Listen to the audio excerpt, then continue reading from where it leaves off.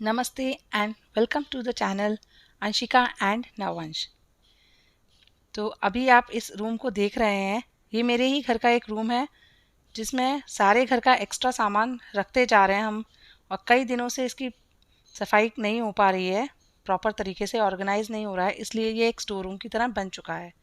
तो फाइनली काफ़ी दिनों के बाद मैंने सोचा कि इस रूम को थोड़ा सा क्लीन किया जाए, थोड़ा सा डीक्लटर किया जाए और इसका एक मेकओवर दिया जाए। तो उसके लिए मैं फिर और अंशिका दोनों इस रूम में आ गए और हमने सबसे पहला स्टेप किया कि हमने इस रूम को खाली किया। तो अंशिका इसमें मेरी मदद कर रही है और मैं और अंशिका दोनों मिलके पूरा रूम का सामान धीरे धीरे कर रहे हैं। अंशिका से ये हिल नहीं रहा था, तो मैंने कहा बेटा आप साइड से हो जाओ, मैं करवाती हूँ आपको। तो ये मेरी सिलाई मशीन भी इसी रूम में रखी हुई है। ये बच्चों के बड़े सॉफ्ट टॉयज़, उनके स्कूल बैग्स, लैपटॉप बैग्स, मतलब घर का जो भी सामान जिसको कहीं जगह नहीं मिलती है वो सारा इसी रूम में आ जाता है और बिना किसी ऑर्गेनाइजेशन के ऐसे ही रखा जा रहा है, जिसकी वजह से इसमें इतना मेस क्रिएट हो गया था। और मैं इसको ऑलमोस्ट 3 to 4 मंथ से टाल रही थी कि अब करूँगी तब करूँगी, अब करूँगी तब करूँगी, लेकिन फाइनली अब मुझे इस रूम को एक मेकओवर देना ही है। तो इसमें सूट केसेस में बच्चों के पुराने कपड़े जो उनको आउटग्रोन हो गए हैं, मतलब उनको नहीं फिट होते हैं। ये मेरे हस्बैंड ने एक एक्सरसाइज की मशीन ली थी लास्ट ईयर लॉकडाउन के टाइम बाद। अब इस सामान को खाली करते करते मैं थक गई, तो मैं बैठ गई। फिर आई बारी दीवारों की डोर्स के पीछे का कितना सामान हम हैंग करते जाते हैं, कैलेंडर्स, बैग्स, कुछ कोट्स, मतलब जो जहाँ हैंग हो सकता है वो इस कमरे में हो रखा है। तो फाइनली मैंने उसको भी सारा निकाला और ये सब निकालने के बाद बाहर रख दिया। फिर ये विंडो के पीछे, इसके पीछे ये मेरी वॉशिंग मशीन रखी हुई है, तो ये छोटा मोटा सामान साफ़ सफाई का जो नए पैकेट्स आए थे वो भी रखे हैं। ये सब खाली करने के बाद मैंने फिर अपने रूम के सारे कर्टेंस निकाले और यहाँ पे 2 रंग के कर्टेंस पड़े हैं, क्योंकि ये रूम यूज़ नहीं होता है तो हमने इसके लिए न्यू कर्टेंस नहीं खरीदे थे। तो जो हमारे पास एग्जिस्टिंग कर्टेंस थे वही लगा दिए थे, क्योंकि रोशनी बहुत ज़्यादा आती है इस रूम में, धूप बहुत आती है। तो दोपहर के टाइम इसमें कभी कभी कर्टेंस लगाने की ज़रूरत पड़ती है। तो ये कर्टेंस मैंने इधर खोल लिए हैं और साथ ही ये देखिए कर्टेंस पड़े हैं यहाँ पर। इस रूम में 2 जगह खिड़कियाँ हैं, तो टोटल 4 कर्टेंस हैं। और बस अब मैंने इसके बाद कर्टेंस को सीधे डायरेक्टली वॉश करने लगा दिया है, क्योंकि जब तक रूम क्लीन होगा तब तक ये कर्टेंस वॉश हो जाएंगे। अभी बारिश का मौसम है तो मुझे स्विच ऑन करने में भी डर लग रहा है कि कहीं मुझे करंट नहीं आ जाए।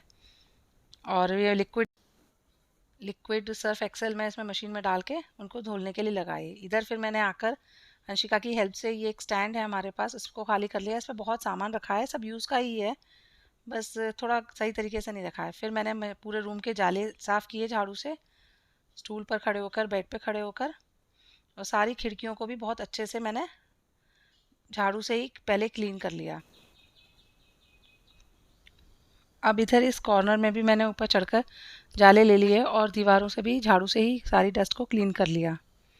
इस तरफ कुछ कबर्ड्स बने हुए हैं और शेल्फ्स भी हैं, ओपन शेल्फ्स हैं वो, और उनके ऊपर कुछ सामान रखा है। सब सामान यूज़ का है पर थोड़ा सा ऑर्गेनाइज नहीं है, उसको भी मैं ऑर्गेनाइज़ करूँगी। फिर मैंने इधर फ़ैन को भी क्लीन कर लिया झाड़ू से, और फिर बाद में मैंने इसे गीले कपड़े से भी क्लीन कर लिया।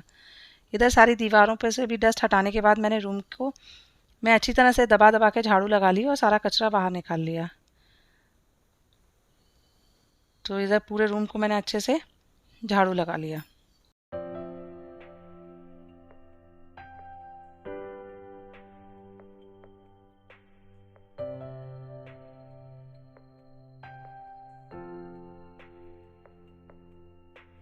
इसी रूम में अटैच्ड बाथरूम है, उसी में मैंने पानी भरने के लिए लगा दिया था, और अब मैं थोड़ा थोड़ा पानी डालकर इस रूम को वॉश करूँगी।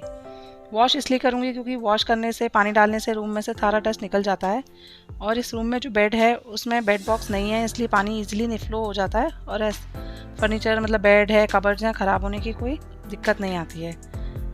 जो कबर्ड्स बने हुए हैं वो भी नीचे से काफ़ी ऊपर उठ कर बने हुए हैं। और इधर बच्चों ने कुछ पेंट वगैरह किया था, जिसकी वजह से फर्श पर काफ़ी दाग लग गए थे, शायद ये कुछ फैब्रिक पेंट था। तो अंशिका ने कहा मम्मा मैं इसे साफ़ कर देती हूँ। तो बच्चों को छोटे छोटे काम सिखाना चाहिए, उनको इसमें भी इन्वॉल्व करना चाहिए, जिससे उनको क्लीनलीनेस और हाइजीन का भी नॉलेज शुरू से ही हो जाए।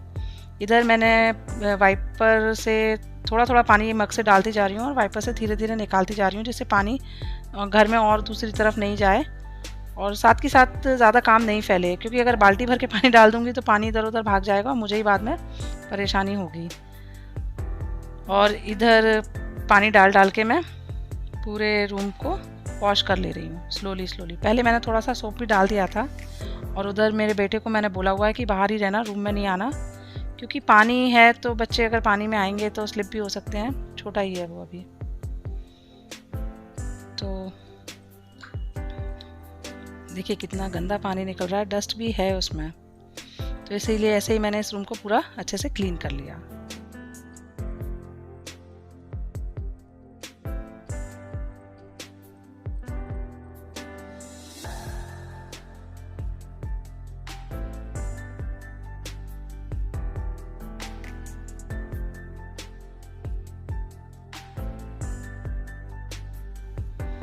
इधर मेरा बेटा नवांश और अंशिका दोनों बोले कि मम्मी हम भी ये सीखेंगे, हमें भी करना है।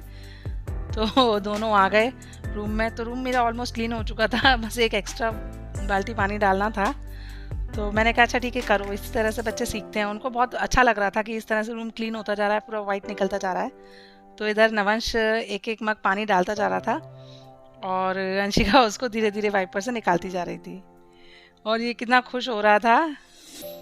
फिर बस उसके बाद पानी पूरा निकाल दिया और मैंने एक टॉवल को वाइपर में लगा के, ओल्ड टॉवल है मेरी, उसको वाइपर में इस तरह से फंसा दिया था। और मैं साथ ही साथ इसको पोंछ ले रही थी, क्योंकि मैं नहीं चाह रही थी कि इसको ये गीला पड़ा रहा है और मतलब मैं वेट करूं। इतनी धूप भी नहीं थी, आजकल बारिश का ही सीज़न हो रहा था, तो मैंने इसको साथ के साथ पोंछ लिया और ये पूरा रूम ड्राई हो गया।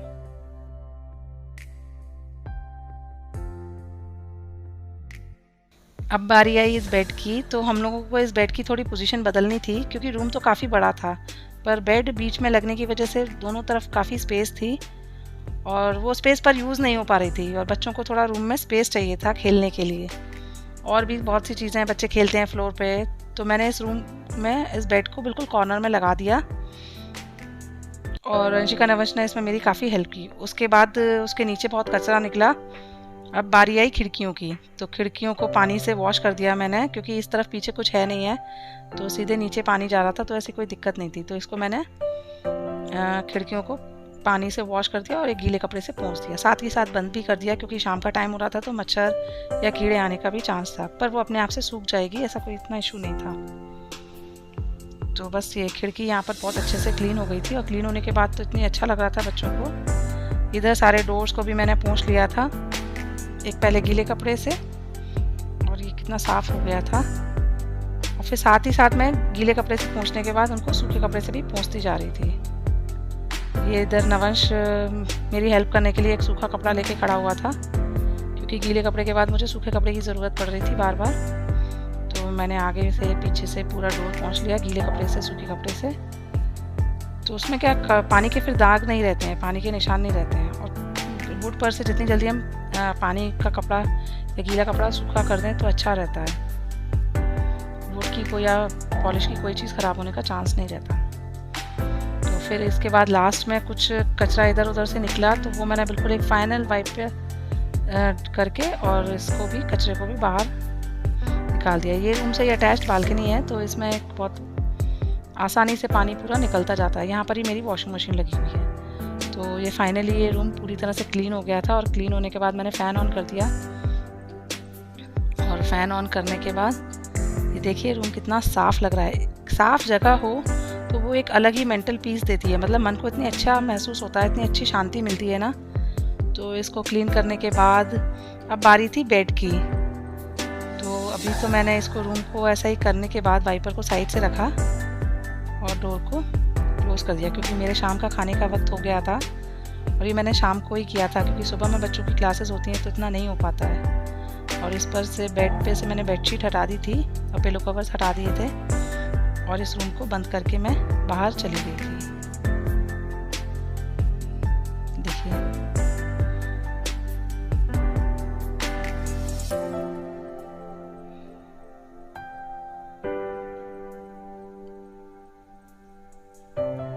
अब ये रात को मैंने वापस करीब 9:30 बजे के करीब, जब खाना वाना से सब फ्री हो गई थी, किचन में का काम फ्री हो गया था, तब मैं इस रूम में आई, और तब तक ये रूम पूरी तरह से सूख चुका था, और अभी एक अलग ही फ्रेशनेस इस रूम में फील हो रही थी।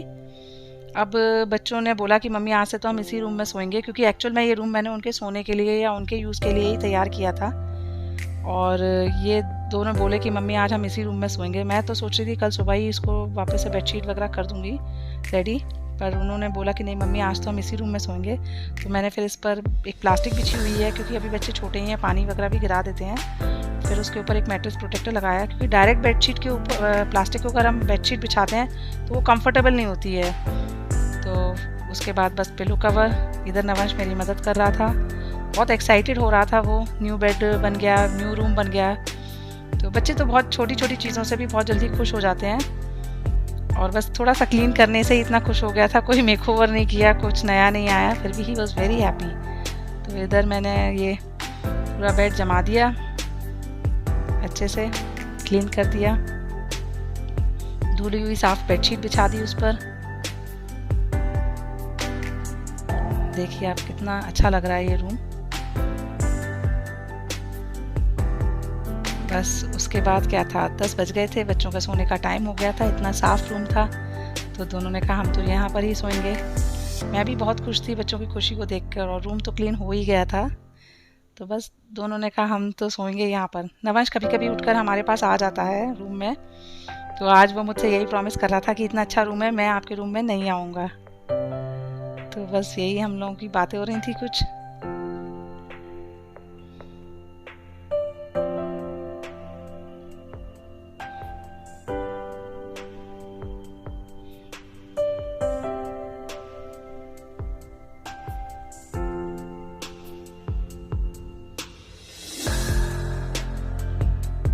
तो बस फाइनली दोनों को सुलाकर उनकी रूम की लाइट बंद कर मैंने डोर बंद कर दिया। और ये नेक्स्ट डे मॉर्निंग में उनकी ऑनलाइन क्लासेस होते हुए। अगर आपको ये वीडियो अच्छा लगा हो तो इसे एक लाइक ज़रूर दीजिएगा, और अपने फैमिली और फ्रेंड्स के साथ भी शेयर कीजिएगा। Bye, thanks for watching.